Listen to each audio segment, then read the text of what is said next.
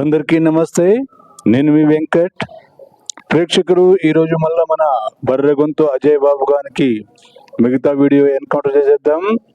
ఈయన కొడుకు యూట్యూబ్లో కూర్చుని గొర్రెలతో డబ్బులు లాగడం, ఫోన్పే లాగడం కోసమే ఇవన్నీ వీడియోలు చేస్తుంటాడు వీడు. సో మిగతా వీడియో ఏం మాట్లాడుతాడో చూసి మన ఎన్కౌంటర్ చేసేద్దాం. ఈ నా కొడుకుకి రారా బోసుడికి అజయ్ బాబు దా. ఇప్పుడు సెకండ్ పాట దీనికి మించి ఉంటది, చూడండి. పాడు పాడు గజాల. Okay, 1 minute sir.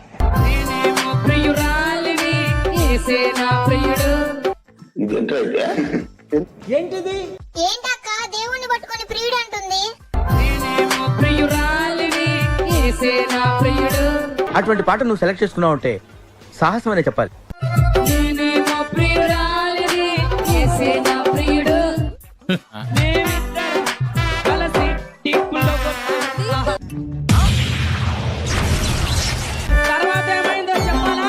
అన్నకున్నదంతా నా పేరులో రాసి ఇచ్చాడు అంటే యేసు ప్రభు ఆస్తంతా ఆంటీదే. ఇంకా అన్నకున్నదంతా నా పేరులో రాసి ఇచ్చాడు. ఆస్తంతా నువ్వే తీసుకో, నాకు చెల్లిగవ్వ కూడా అక్కర్లేదు. దస్తావేజులు రాయించు, సంతకం ఎక్కడ పెట్టమంటే అక్కడ పెడతాను. అవనివ్వండి అని వదిలిపెడుతున్నారా? లేకపోతే ఈ కేసు గురించి మీరు పట్టించుకోకండి అని పోలీస్ డిపార్ట్మెంట్ వారికి ఏమైనా ఆదేశాలు ఉన్నాయా? ఎందుకని మా కేసు పట్టించుకోవట్లేదు?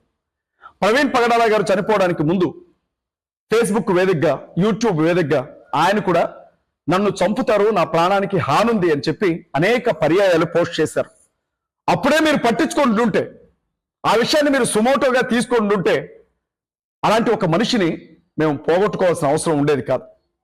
పోలీస్ ఒరే లుచ్చా బోసుడికి అజయ్ బాబుగా, ప్రవీణ్ పగడాల గాడు వాడొక తాగుబోతుగాడు, వాణ్ణి చంపుతారని బెదిరింపు కాలంలో పోస్ట్ పెట్టాడు కదా.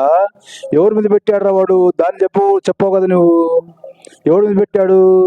ఇస్లాం గురించి మాట్లాడినందుకు, మొహమ్మద్ ప్రవర్త గురించి చెడ్డగా మాట్లాడినందుకు షమీ అనేవాడు డైరెక్ట్ గా వార్నింగ్ ఇచ్చాడు వానికి.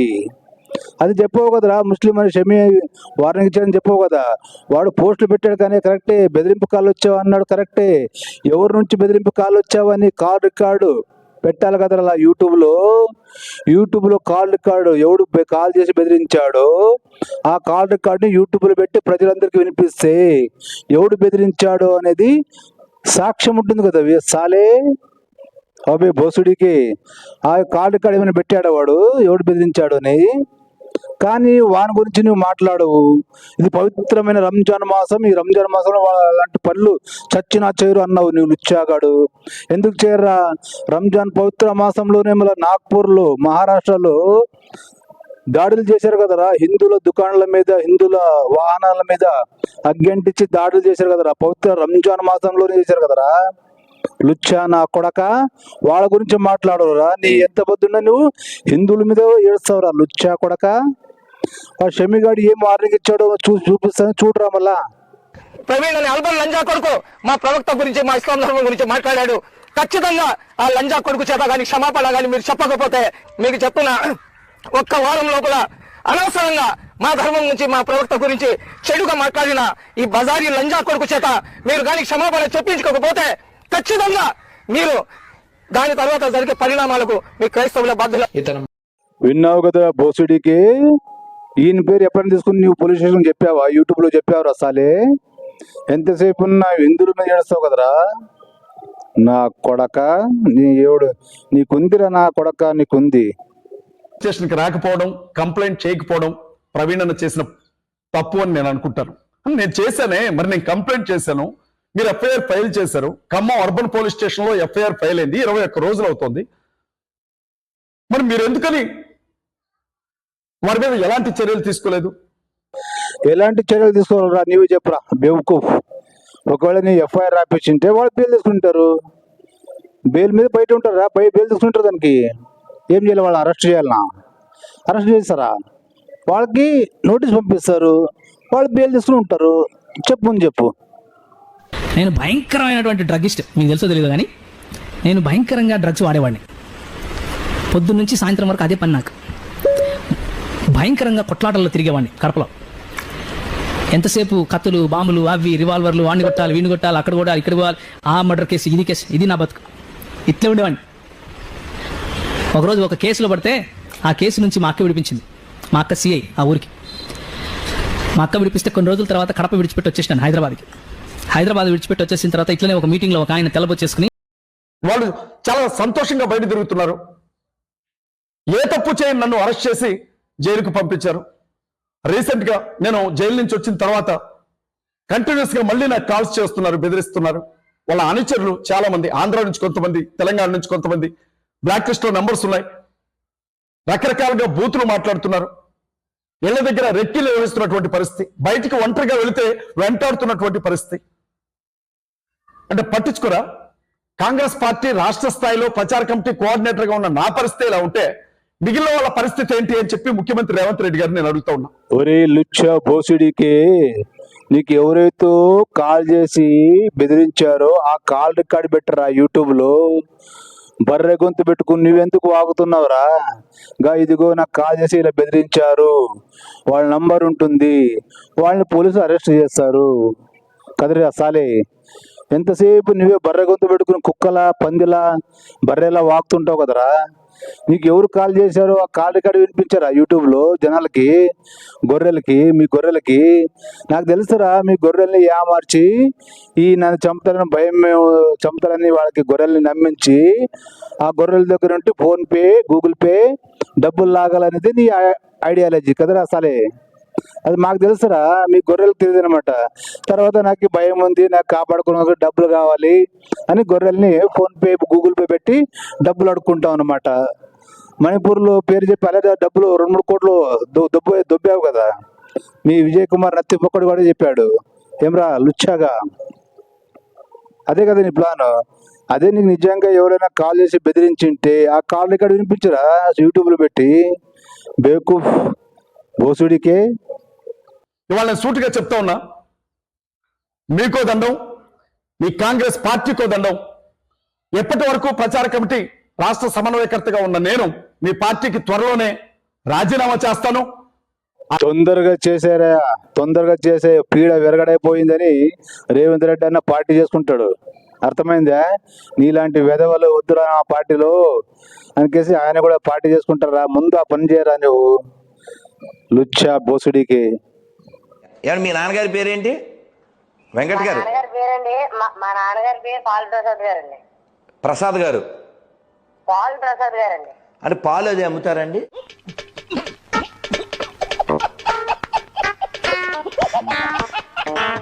పాల్ అంటే అండి బైబిల్లో ఉన్న పౌలు అనేటువంటి భక్తుడి పేరండి. మరి ప్రసాద్ అండి? ప్రసాద్ అంటే మామూలుగా పెట్టుకుందండి అది. ఒక్కడికి బ్రెయిన్ లేదు.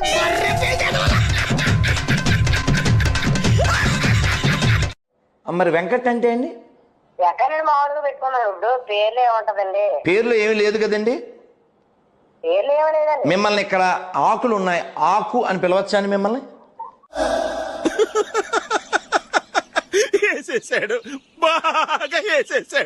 ఆ లెటర్ని మీ పార్టీకి పంపిస్తాను నేను. ఈ విషయాన్ని మీరు జ్ఞాపకం చేసుకోవాలి. పోలీస్ డిపార్ట్మెంట్ వారు ఎంత నిర్లక్ష్య వైఖరితో వ్యవహరిస్తున్నారు అని అంటే, చస్తే చావరాదు, మాకు తీరిక ఎక్కడుంది ఈ కేసు పట్టించుకోవడానికి అన్నట్లుగా బిహేవ్ చేస్తా ఉన్నారు. అంటే పాస్టర్లకి ఏ విధమైనటువంటి రక్షణ ఉండదా? దేవుని సేవ చేసే వాళ్ళు క్రైస్తవులు అయితే మా ప్రాణాలకు ఎలాంటి విలువ ఉండదా? మమ్మల్ని బోసిడికే ముందు నువ్వు క్రైస్తవుడు అని సర్టిఫికెట్ చూపించు. నువ్వు పాస్టర్ అని, క్రైస్తవుడు మతం తీసుకున్నానని ముందు నీది సర్టిఫికెట్ లో ఏముండే, ఏ శతాబ్దంలో నీది ఏ కులం ఉండే, ఏ మతానికి చెందినడు ఉంటివి, ఎప్పుడు నువ్వు పాస్టర్గా మారుతావు, క్రైస్తవంలో మారినావు, మారిన తర్వాత నీ సర్టిఫికెట్ మార్చుకున్నావా ఆ సర్టిఫికెట్ చూపించు. అప్పుడు కదరా నువ్వు నా పాస్టర్ క్రైస్తవులు అన్న మాట మాట్లాడాలి. నీ సర్టిఫికెట్ క్రైస్తవుడు అని చూపించాలి కదా. యూట్యూబ్లో అందరికి చూపించు ప్రజలకి, నేను క్రైస్తవుడుగా, ముందు నేను హిందూగా ఉంటిని, హిందూ మతం నచ్చక నేను క్రైస్తవుడుగా పాస్టర్గా మారినాను, నా సర్టిఫికెట్ మార్చుకున్నాను అని చూపించరా బేవకు. ఏం లేదు గొర్రెలు, మీరే జాగ్రత్తగా ఆలోచించండి. ఈ నా కొడుకు మీ దగ్గర డబ్బులు ఫోన్ పే గూగుల్ పే లాగడానికి ఇవన్నీ నాటకాలు వేస్తున్నాడు. అర్థం చేసుకోండి. నన్ను చంపుతారని భయం ఉంది, వార్నింగ్ ఇస్తున్నారని చెప్పేసి మీతో సింపతి సంపాదించి మీ దగ్గర ఫోన్ పే గూగుల్ పే డబ్బులు దోచుకోవాలని వీని ప్లాను. మీకు దయచేసి చెప్తున్నాను క్రైస్తవ బంధుమిత్రులు, ₹1 కూడా ఈ పాస్టర్ అనే లుచ్చా నా కొడుకులు ఇవ్వకండి. ఈ పాస్టర్ అనే లుచ్చా నా కొడుకులకి మీరు ₹1 కూడా ఇచ్చారంటే మీ దేశానికి మీరే ద్రోహం చేసినట్టు, మీకే మీరు ద్రోహం చేసుకున్నట్టు. ఇది ఖచ్చితంగా 20 మరొకటి. రోజుల క్రితం అండి, ఖమ్మం జిల్లా కోర్టు ఎదురుగా తేళ్లూరు వెంకటేశ్వరరావు అని జిల్లా కోర్టు లాయర్ గారు ఈ కంప్లైంట్ గురించి లాయర్ గారితో డ్రాఫ్ట్ చేయించడానికి మేము వెళ్ళినప్పుడు కొంతమంది హిందూ సంఘాలకు సంబంధించిన వాళ్ళు అక్కడికి రావడం చూసి నేను, నాతో పాటు మట్టి ప్రసాద్, ఆదిత్య కారులో బయటకు వెళ్ళిపోయాం. మేము వెళ్ళిపోయినటువంటి ఒక 5 నిమిషాల్లో తేళ్లూరు వెంకటేశ్వరరావు గారు లాయర్ గారు ఫోన్ చేసి, ఇక్కడ కొంతమంది హిందూ సంఘాల వాళ్ళు వచ్చారు, వాడు ఎక్కడ ఉంటాడు, వాడి అడ్రస్ చెప్పండి అని చెప్పి నన్ను ఇబ్బంది పెడుతున్నారు. అతను ఒక క్లయింట్ అండి, నేను లాయర్ని. సో విన్నారు కదా గొర్రెలు, వీడు ఏమంటున్నాడు, వీడు కోర్టుకు వెళ్ళినప్పుడు కేసు గురించి లాయర్తో వెళ్ళినప్పుడు అక్కడ కొన్ని హిందూ సంఘాలు వచ్చాయంట, ఈయన అడిగారంట అడ్రస్ లాయర్ని.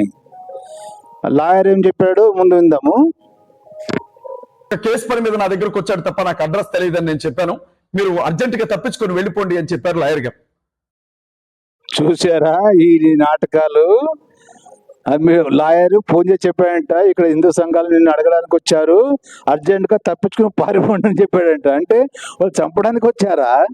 ఏం రా నువ్వు మాట్లాడే మాటలు? కోర్టు దగ్గర నేను చంపడానికి వచ్చారా? ఫోన్ రా, చంపాలనుకున్నవాడు నేను ఎలాగైనా చంపుతాడు. నీ అడ్రస్ తెలియదరా? అవరా లుచ్చాగా, వాళ్ళు కోర్టుకు వచ్చి లాయర్ని అడగలని నీ అడ్రస్ని. సో ప్రేక్షకులు, గొర్రెలు, మీరే అర్థం చేసుకోండి. ఈ నాటకాలు, వీని డ్రామాలు, మొత్తానికి మీతో డబ్బులు లాగడానికి ఇవన్నీ ప్లాన్లు, ఈ వీడియోలు, ఇవి అర్థం చేసుకునేసి మళ్ళీ మీరే జాగ్రత్త పడండి. ₹1 కూడా వీనికి ఇవ్వకండి దయచేసి. అర్థమైందా? వీడు చాలా నాటకాలు వేస్తుంటాడు ఈ లుచ్చాగాడు. సో ప్రేక్షకులు, ఈ రోజుకి ఈయనకి ఇంత డోస్ చాలా అనుకుంటాను, ఎన్కౌంటర్. సో మరొక వీడియోతో కలుసుకుందాం. అప్పటి వరకు చూస్తుండండి భారత్ శ్రీ యూట్యూబ్ ఛానల్. నేను మీ వెంకట్. ప్రేక్షకులు, వీడియోని వస్తే లైక్ చేయండి, సబ్స్క్రైబ్ చేసుకోండి, మీ బంధుమిత్రులకు అందరికి షేర్ చేయండి. ఇలాంటి లుచ్చా పాస్టర్ గాళ్ళ బండారం అందరికి తెలియాలి కాబట్టి అందరికి షేర్ చేయండి, మొత్తం ప్రపంచానికి వెళ్ళేలా. సరేనా? సో జై హింద్, వందే మాతరం, భారత్ మాతాకి జై.